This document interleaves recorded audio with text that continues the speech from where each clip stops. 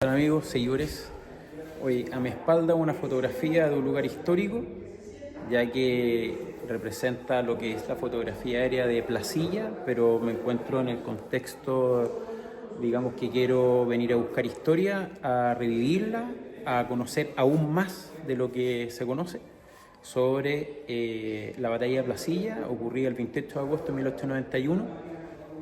Y me encuentro justamente acá, en Placilla, en el Museo Histórico de Placilla, para seguir perpetuando la historia, para darla a conocer desde mi perspectiva, así que acompáñenme en esta aventura. Chiquillos, quiero darle a conocer a una persona súper importante, un compadre pero muy bacán. Su nombre es Néstor, se los presento. Hola, ¿qué tal? ¿Cómo están, chiquillos? Un saludo desde el Museo Histórico de Placilla. Bien, Néstor es el guía, digamos, del museo, y para que le guste la historia de Chile, hay muchas cosas que te enseñan en este museo, naturaleza y cosas del sector, pero para que le guste la historia, sobre todo la historia militar, lo que pasó el 28 de agosto de 1891, que fue la fecha de la batalla, justamente acá en este museo de sitio, se llama sitio porque aquí mismo ocurrió parte de la batalla, y quiere aprender de esta historia, de este combate. Ven al Museo Placilla. Sí, que vengan, estamos próximos a conmemorar un nuevo aniversario de la batalla. Este próximo 28 de agosto vamos a tener una conmemoración.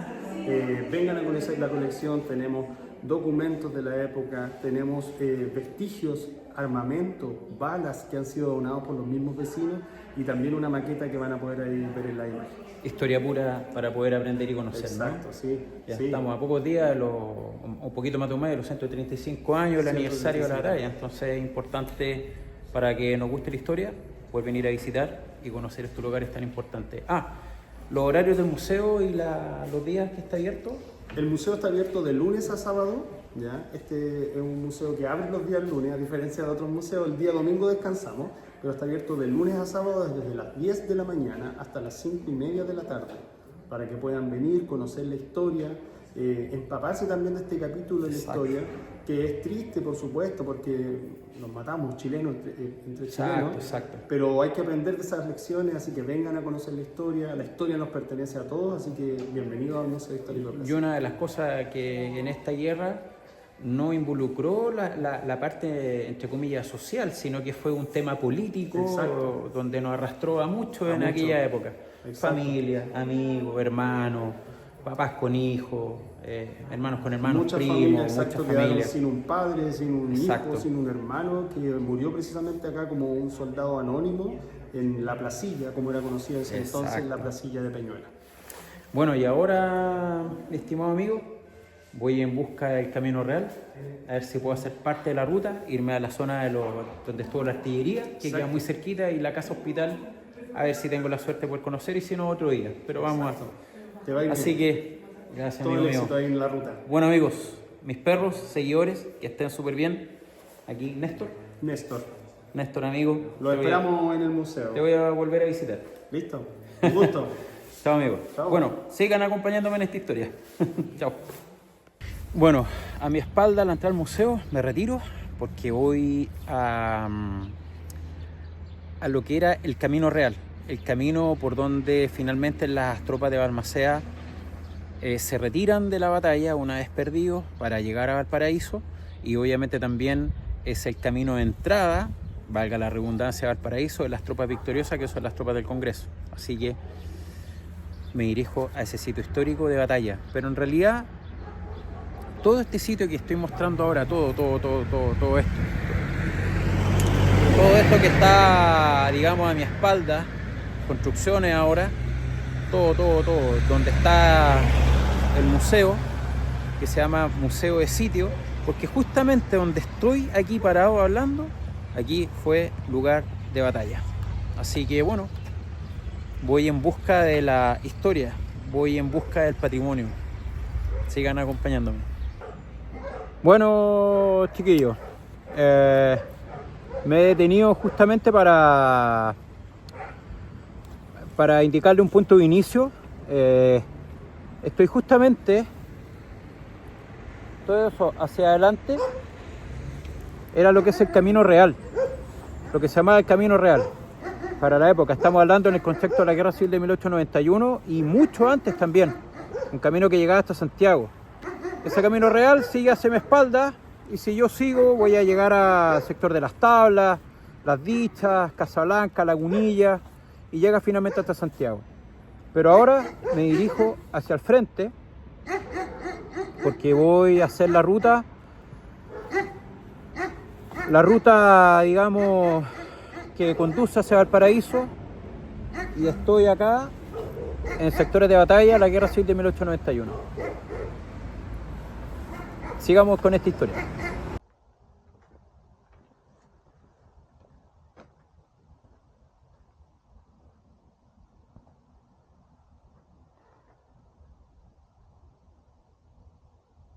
No lo puedo creer lo que se ha convertido esto. Y si ustedes se fijan ahí, hay un letrero que dice no botar basura, no tirar la basura. Y la verdad que está hecho esto un verdadero lamentable basural. Una pena. Bueno, chiquillos, gracias por acompañarme en esta historia que pretendo contar. Ahí está la moto. Creo que este capítulo, bueno, no sé si capítulo, pero estos videos los voy a llamar historia en moto. Había pensado en algo así como motos con historia, pero no, es historia en moto y espero que este relato les guste. Bueno, como ya se habrán fijado y lo que mostré en un video anterior, es el penoso basural que se ha convertido esto. ¿Dónde estoy? A mi espalda, o a este otro lado, orientación, es el Camino Real, el ex Camino Real. Yo me encuentro en el sector de Placilla. Estoy a muy pocos metros de la salida de lo que se conoce el Camino de la Pólvora. Este Camino Real cruzaba el Camino de la Pólvora y llega a Valparaíso. Pero hacia mi espalda, este camino, si yo lo continúo en su senda original, llego hasta Santiago y paso por ¿dónde? Justamente también por Placilla, Las Tablas, el Fondo de Las Tablas, Melosilla, Mirasol o muy cerca de Mirasol, Lagunilla, se mete a Casablanca. Bueno, finalmente este camino llega a Santiago. Y este camino es muy antiguo, pero aparte tiene un contexto histórico, también llamado el Camino de las Carretas, porque era huella de carretas. Pero les quiero explicar algo súper importante, que ya estamos a un poquito más de un mes de cumplir 135 años de un hecho histórico que ocurrió en todo este sector y donde yo estoy ahora parado, transitaron las tropas balmacedistas y las tropas del Congreso en el contexto de la Guerra Civil de 1891, de la Guerra Civil de 1891 que enfrentó a dos facciones, al ejército, digamos, y la armada, o gran parte del ejército y gran parte de la armada, porque no todos tomaron acción, en lo que fue la batalla de la Guerra Civil. Aquí se enfrentaron en cruentas batallas. Y por este mismo camino, si yo llego a la Camino de la Pólvora y doblo, digamos, hacia mano izquierda como dirección a la Ruta 68, en un tramo hacia el cerro es donde estaba la posición de la artillería. Y acá yo me voy a explayar un poquito más en la historia, lo que fue la parte de la batalla.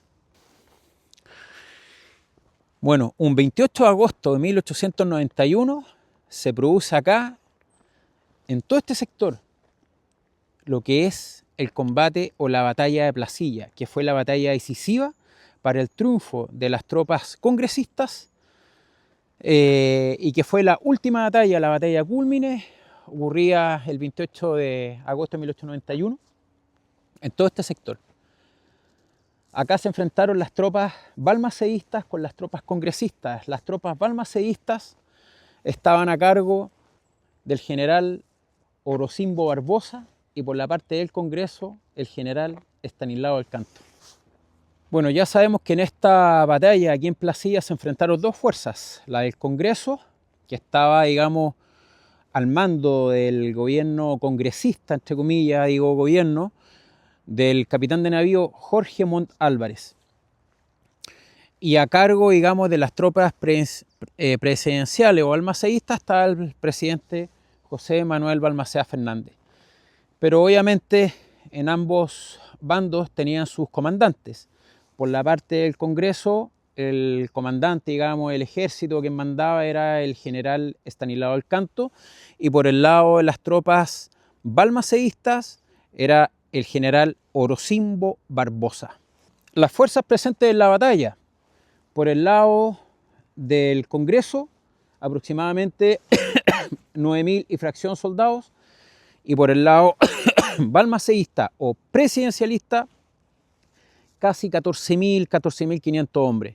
Es muy importante señalar que antes de esta batalla hubo otra muy importante, la segunda más importante, que fue la batalla de Concón.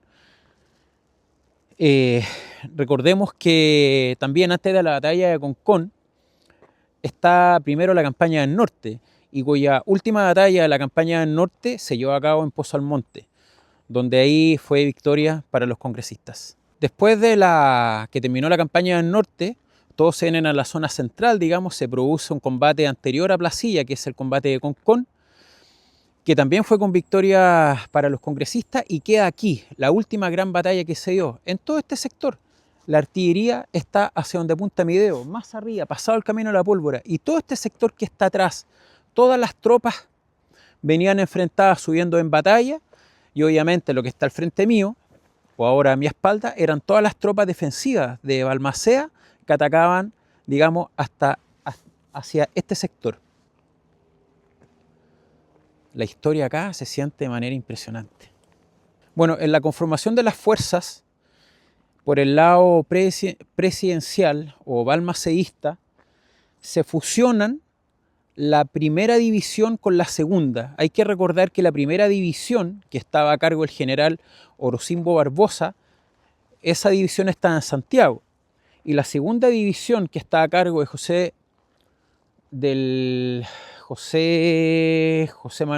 Miguel, se me olvida, Alcérreca, el general Alcérreca, era el comandante de la segunda división.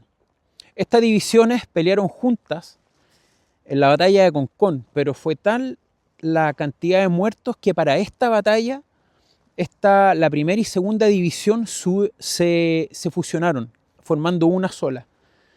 Y había otra división, que era la cuarta, que venía de Concepción, también luchó acá, también peleó aquí. Ese es por el lado del Congreso, por el lado de los presidencialistas. Pero por el lado de del Congreso, de las fuerzas congresistas, siguieron el mismo patrón que en la batalla de Concón, es decir, pelearon 3 brigadas. La primera brigada, digamos, tenía a cargo todo lo que era el esfuerzo del ataque principal, frontal. La segunda brigada tenía que ver mucho con el aspecto del ataque sobre el ala derecha de las fuerzas presidenciales, y tenían a cargo de hacer lo que era la maniobra envolvente. Y la tercera brigada era la reserva, que tenían las tropas del general del Canto, enfrentadas con las tropas balmaceístas, ya bien dicho, a cargo ahora del general Orocimbo Barbosa. Es tremendamente penoso este camino real, que es un camino histórico muy antiguo, se encuentre en esta condición.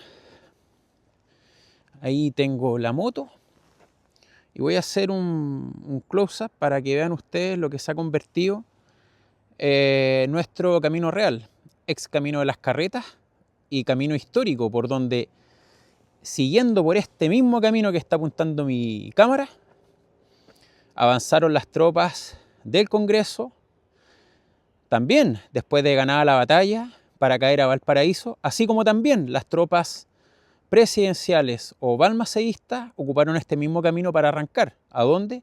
También a Valparaíso. Hay hechos súper importantes de comentar. Los días anteriores a la batalla, los días 27, 26, 25 de agosto, todo este sector, Valparaíso, Viña del Mar, hubo un temporal, un diluvio, pero magno, una condición climática tremenda. que lo que provocaba barro, todo era de tierra, ¿no es cierto? Entonces, la condición en esta batalla se dio mucho también en el lodo, en el fango, en el barro, con terreno mojado. Pero eso tiene una particularidad súper importante. La condición climática que produjo sendas lluvias, ¿no es cierto?, hicieron una cosa muy particular. Sin querer queriendo, el día 28, en la madrugada, aproximadamente entre las 5:30 y 6 de la mañana, se da la orden de avance de las tropas, digamos, del Congreso hacia donde estaban la concentración de las tropas balmaceístas. Las tropas balmaceístas se encontraban en altura, a razón más o menos de 130 metros sobre, digamos, de la posición de ellos con respecto a la explanada. Hoy en día las configuraciones del terreno han cambiado por las constructoras que han habido acá, las casas que han construido, los patios de acopio de contenedores, etc. Entonces ha conformado un poco, ha transformado un poco la geografía del sector. Pero ¿qué es lo que pasa? Las tropas del Congreso estaban muy bien en el sentido, en la parte defensiva. Las posiciones defensivas siempre son son mejores estratégicamente que la posición de ofensiva cuando yo lanzo el ataque, porque tiene un desgaste mayor, tengo que colocar mayor cantidad de hombres, porque las posiciones defensivas, digamos, la defensa, estoy mejor oculto, me ven menos, y las tropas cuando avanzan se ven, entonces son blancos para abatir. Sin embargo, como los días anteriores había llovido, las ropas o el uniforme que tenía las tropas del Congreso era un blanco brin, pero sin querer queriendo, ellos se fueron manchando con el barro y les produjo naturalmente un mimetismo natural que logró acercarlos a 400 metros de la línea de defensa de las tropas balmacedistas. Y a las 7 de la mañana se da la orden de ataque. A las 7 de la mañana se rompen los fuegos en este sector. Por otro lado, el avance de las tropas del Congreso se hizo de una forma en dispersión. Antes se avanzaba en orden cerrado, era como todo junto. En esta oportunidad no fue así. Fue muy inteligente, digamos, la orden del Canto en dar la orden de marchar bajo esa estructura. Pero no olvidemos que esa estructura militar o esa estructura, la estrategia, las tácticas, para lo que era el bando congresista, eran mucho más modernizadas para que el bando balmaceísta. Y esto sabe una razón. ¿Por qué? Porque justamente bajo el gobierno de Manuel Balmaceda fue el periodo cuando se trajeron instructores de Alemania para formar, digamos, el ejército de Chile. Después de la guerra del Pacífico, digamos, se cometió el error de no digo la soberbia, pero quedó esa sensación de que, ok, ganamos, somos los mejores, y el ejército de Chile, o las Fuerzas Armadas en ese entonces, se quedaron estancadas en su condición de estrategia, de modernización. Y cuando llega el capitán Emil Kegner, que fue un capitán alemán, digamos, que formó, digamos, o revolucionó todo lo que son la estrategia y la formación del ejército de Chile, justamente este capitán estaba por el bando del Congreso. Entonces las estrategias o muchas tácticas salieron de él, que por supuesto fueron muy poderosas o muy potentes respecto a la estrategia o formas de llevar la batalla del bando presidencial.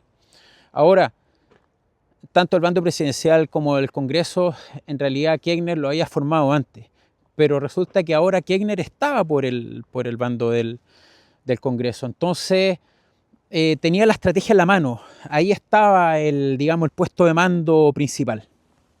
Para ser sincero y honesto, anteriormente les comenté las cantidades de soldados que habían por por bando. Yo dije aproximado 14.000 y tantos hombres por el bando presidencial y 9.000 por, digamos, los congresistas. Muy honestamente, para que ustedes me corrijan, por algo estoy haciendo el comentario, me parece que fue al revés. Y es al revés justamente porque la parte que hace la ofensiva siempre tiene que llevar más gente. Porque como ya les expliqué antes, la defensa, al ser más cómoda, al estar más ocultos, y ya los campos, digamos, ¿cómo llamarlo? Los campos de tiro, los campos de abatimiento, la zona de combate, ya está prospectada. Entonces es más fácil para el defensor presentar esa lucha que el ofensor. Para quien hace la ofensiva es muy desgastante, como volví a repetir. Y las bajas son mayores, entonces hay que colocar mayor volumen de personas para poder equiparar la acción de batalla en lo que es el combate decisivo. Bueno, a las 7 de la mañana se inicia el combate y este combate realmente duró muy poco. En 2 horas se enfrentaron ambos bandos y en 2 horas esta batalla terminó con una cantidad de muertos impresionante. Esta batalla particularmente ha sido, yo creo, según lo que he estudiado, de las batallas más sangrientas y encarnecidas que ha tenido, digámoslo, yo digo las Fuerzas Armadas, porque aquí participaron de ambos bandos. Cuando se produce la guerra civil en 1891, que esto parte en enero, gran parte del ejército, no todo, gran parte del ejército toma posición por el presidente Balmaceda. Y gran parte de la armada, no toda, gran parte de la armada toma posición, digamos, por el Congreso. Sin embargo, en estas posiciones del Congreso, donde, digamos, está a cargo el capitán de navío Jorge Montt Álvarez, donde hay obviamente marinos involucrados, pero también está parte del ejército en esa facción. Y en la facción de los presidencialistas, obviamente está una gran facción del ejército, no todo, porque otra parte del ejército, muy pequeña también, explicado, toma parte por el otro bando. Pero sin embargo, acá se enfrentaron, digo, Fuerzas Armadas en conjunto, por la Armada y el Ejército, pero mayoritariamente, obviamente, las fuerzas fueron militares del Ejército de Chile. ¿Y por qué es tan triste? ¿Por qué es tan penoso? Porque fueron tropas que en un minuto de la historia, entre 1879 y 1883, tanto soldados como oficiales pelearon juntos en la Guerra del Pacífico, ofreciendo grandes batallas, ofreciendo grandes sacrificios, peleando férreamente, combates pero potentísimos, como fue el asalto a Toma el Morro de Arica, la batalla de Huamachuco, el combate de la Hacienda de Sangrar, en la Sierra Peruana, Chorrillos, Miraflores. Entonces, después de todas esas batallas que se enfrentaron juntos, soldados y oficiales se ven enfrentados entre pares acá, con un resultado que ustedes ni se imaginan. Una cantidad, en 2 horas ya habían muerto más de 5.000 soldados entre ambos, con un odio tremendo, y ese odio fue a través de acciones mucho antes de la batalla. Por ejemplo, el caso más relevante, la masacre de Locañas, que eso produjo un terremoto político terrible, y que es por lo mismo que muchos soldados de la primera división del general Orocimbo Barbosa desertaron, se fueron, o sencillamente se cambiaron de bando, es decir, al bando del Congreso. ¿Y qué es lo que hacían? Aumentar las filas en esa, digamos, en esa facción. Y justamente esto de aumentar las filas pasó en todas las batallas, porque en las, digamos, 3 grandes batallas,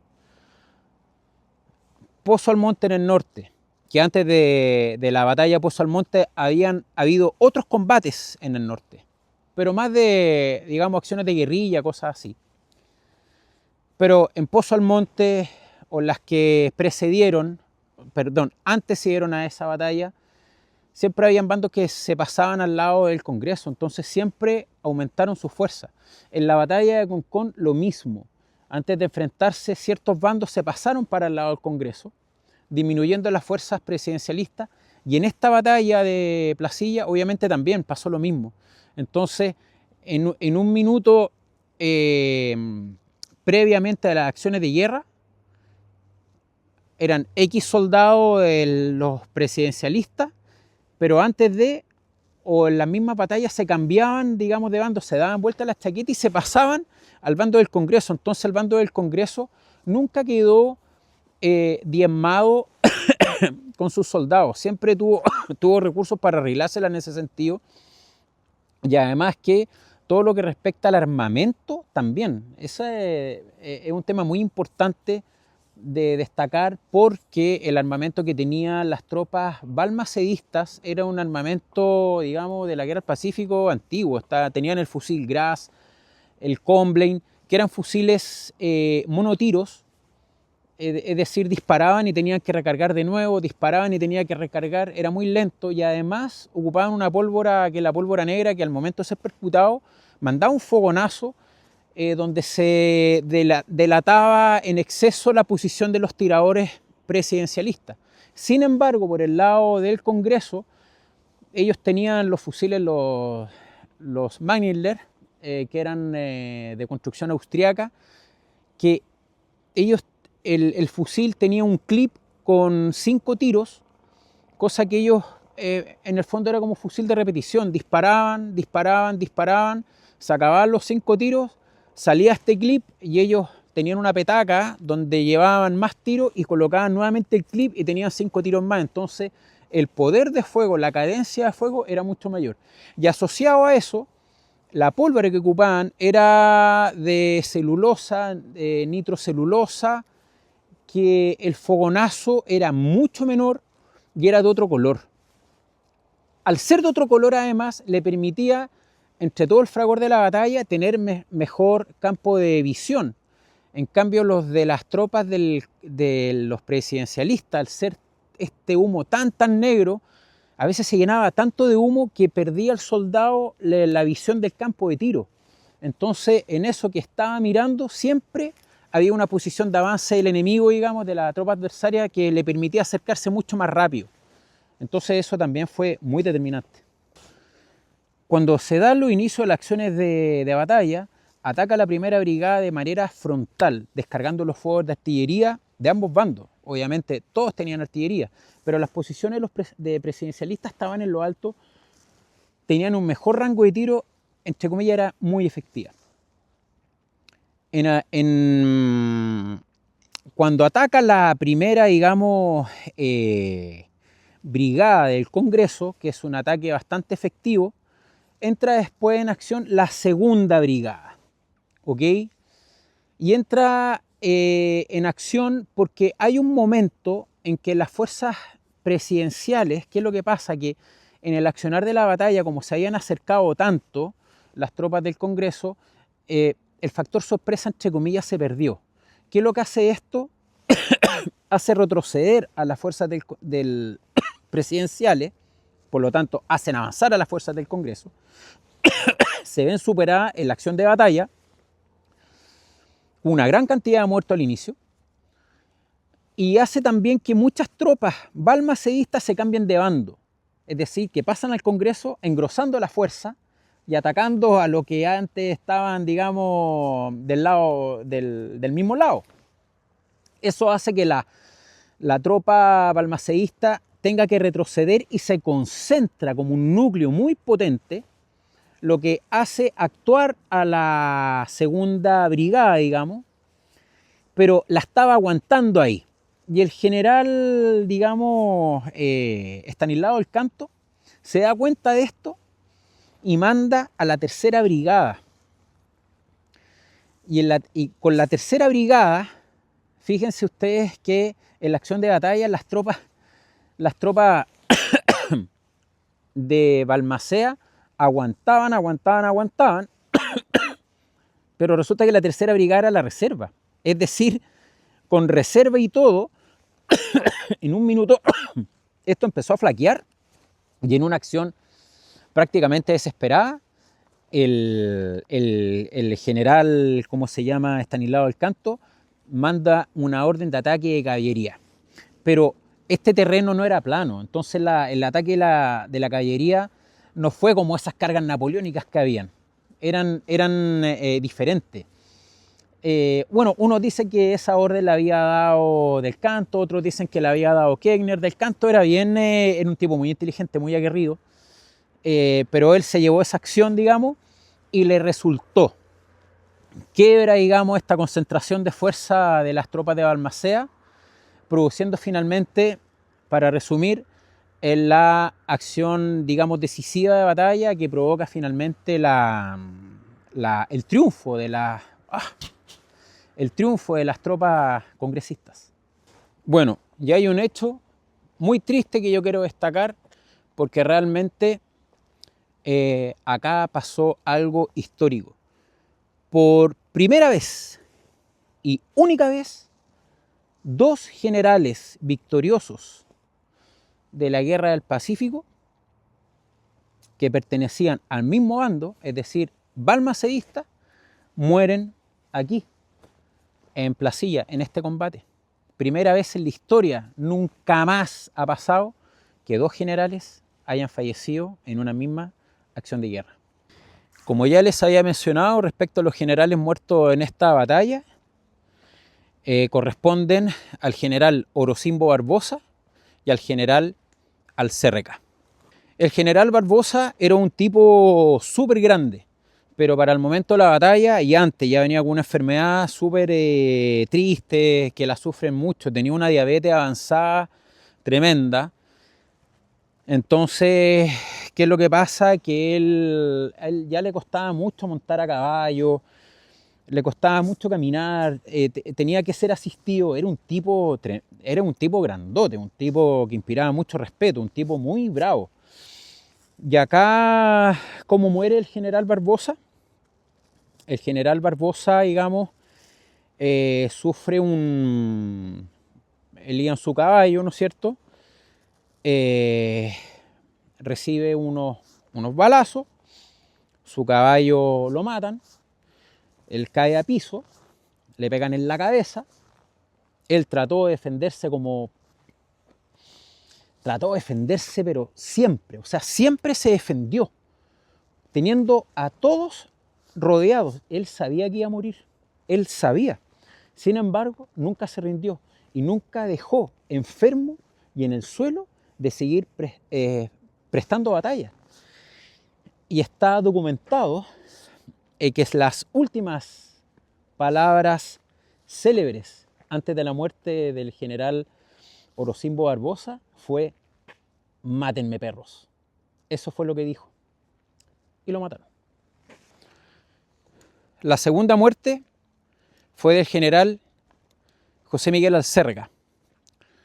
Al general Alcérreca, un lancero, le manda, ¿no es cierto?, con su lanza, que era un palo, ¿no es cierto?, largo con una punta, digamos, tipo flecha, le pega en la cabeza, lo bota del caballo también, matan a su caballo, recibe un par de balazos, había una casa cerca, él sigue luchando, se refugia, dispara a esta casa, da de baja a soldados que lo atacaban, pero sin embargo él tenía su pistola, se le acaba la munición y él siguió peleando con lo que tenía, pero finalmente fue ultimado, digamos, ¿no es cierto?, a balazos por soldados de la tropa congresista, y ahí murió. Murió a pocos metros de donde estaba el general Orocimbo Barbosa.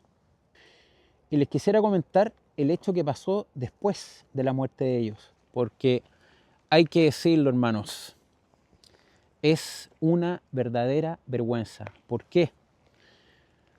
Ambos cuerpos los juntaron, los desnudaron, en parte los desmembraron y los subieron en un carretón de aseo de la policía. Momentos después, y fueron trasladados a un cementerio de Valparaíso, a cual no lo sé, me lo tengo que averiguar, parte de lo que tengo que saber. Y obviamente, estos cuerpos cuando son subidos a este carretón, estaban desnudos, parte de su cuerpo mutilado, incluso muertos ya en el suelo, fueron, digamos, atacados con bayonetas, también a balazos, ya muertos, un desprecio total. Pero cuando son estos cuerpos trasladados a las carretas, fueron tapados por una sábana de color blanco. Esta sábana o se cayó o la sacaron para que todos vieran los cuerpos de estos generales fallecidos, muchos de los cuales había tropa que habían luchado con ellos. Y hay temas, digamos, acciones políticas, acciones políticas que fueron terribles, que por supuesto generaron este quiebre en el colectivo, digamos, nacional. Hermanos peleados con hermanos, papás con hijos peleados, madres con los hijos peleados, hermanos con hermanos enfrentados, se produce un sigma, un quiebre total. Es muy terrible lo que pasó. Y por supuesto, los generales expuestos sin ningún respeto por nada.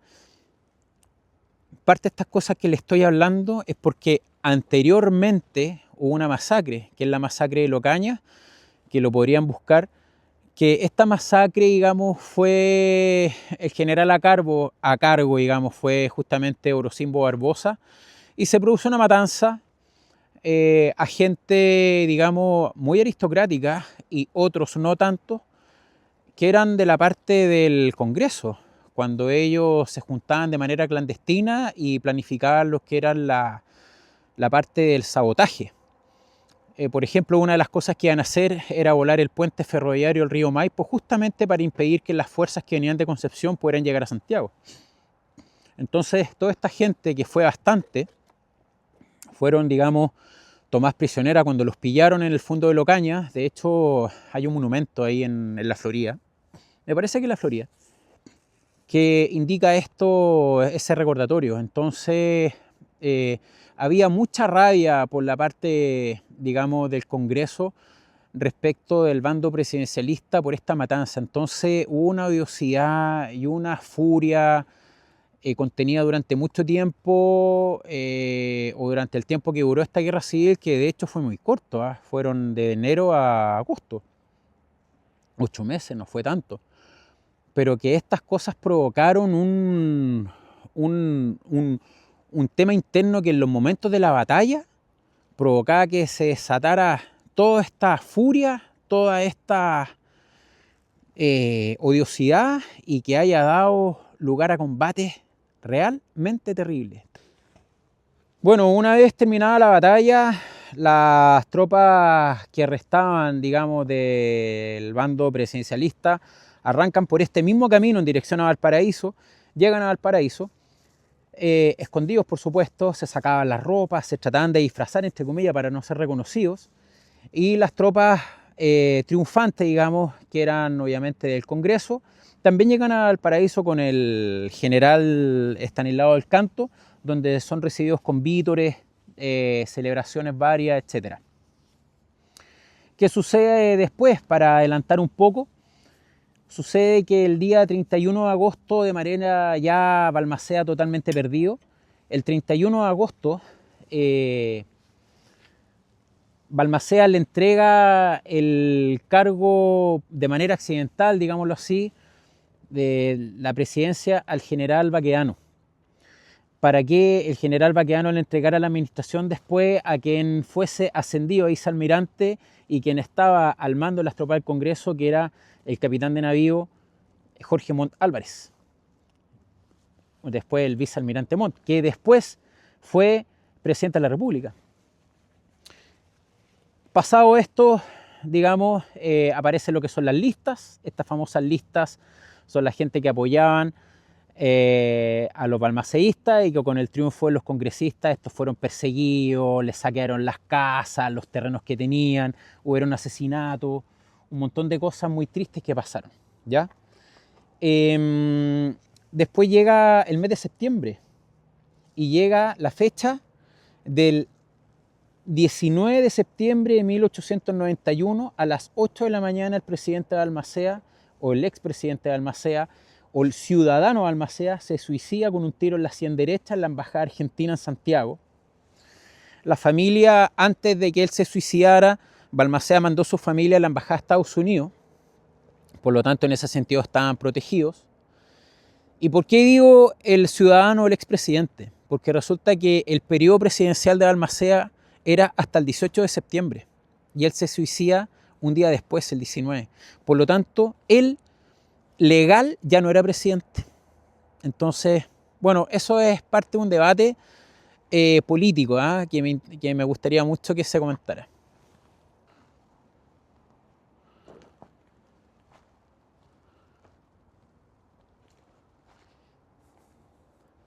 Quien me ha acompañado en muchas historias, tanto acá, en el norte, en tantas partes. La bestia. Y bueno, mis queridos amigos, espero que este capítulo de Historia en moto y ya con el ocaso de la luz, ya no hay luz. No sé cómo se verá en la cámara. Vine a hacer esto un poquito tarde. Espero que se vea bien, espero que se me entienda. Si hay algún error de concepción o contexto de esta historia, me gustaría leer sus comentarios. Yo feliz obviamente de recibirlo. Y una cosa súper importante, acá en Placilla hay un museo.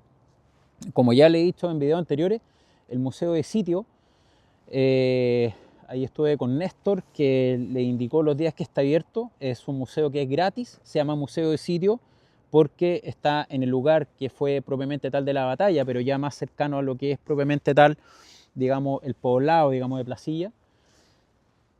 Y que vengan a visitar, porque él ahí cuenta en un mapa las posiciones de las tropas.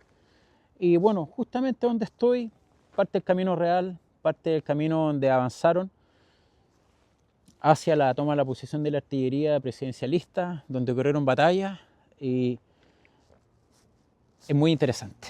Los invito a conocer la historia.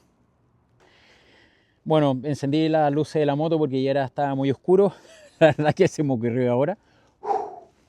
Hace algo de frío. Y me despido de ustedes, pues. Espero que este capítulo les haya gustado y que nos sigamos viendo en muchos otros más.